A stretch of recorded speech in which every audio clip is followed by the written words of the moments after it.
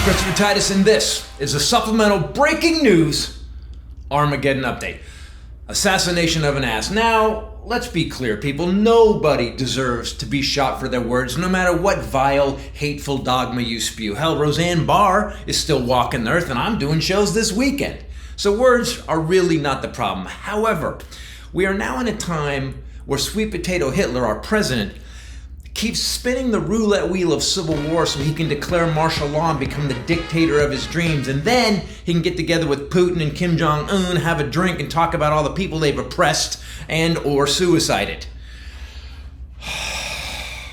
Charlie Kirk, on the other hand, well, he spewed hate and racism and misogyny. Regarding school shootings, Charlie Kirk actually said, I think it's worth it to have some gun deaths every single year so that we can have the Second Amendment to protect our other God-given rights. I think it's worth it. I think it's worth to have a cost of, unfortunately, some gun deaths every single year so that we can have the Second Amendment to protect our other God-given rights. Sidebar on rights. God-given? Jesus isn't on the cross in church holding an AR-15. I'm just saying. Charlie Kirk said, people getting shot and killed is the price we have to pay so we can have the right to shoot and kill people. So, Charlie Kirk dying by gunfire was okay with Charlie Kirk. Now, I know that's going to make the smooth brains in the mega cult glitch so hard they're going to have to be unplugged and plugged back in again to reset their hypocrisy.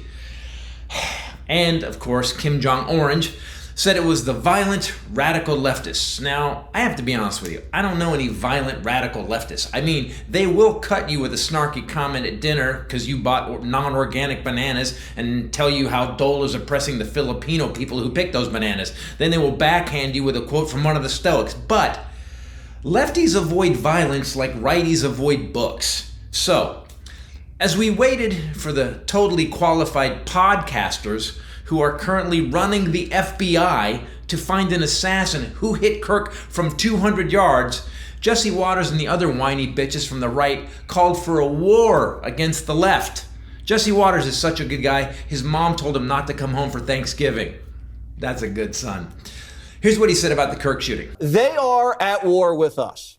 What are we going to do about it? How much political violence are we going to tolerate? Elon Musk wrote on X, if they won't leave us in peace, then our choice is to fight or die.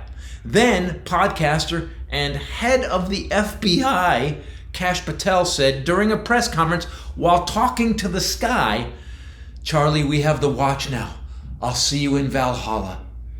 Yeah, because when I think of Vikings gathering in the Hall of Odin, I think of a tiny, bug-eyed, possibly coke-addicted podcaster and the human burrito, Elon Musk.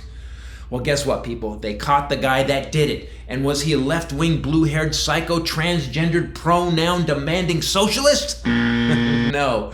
Kirk was shot and killed by a 22-year-old straight white male from Utah.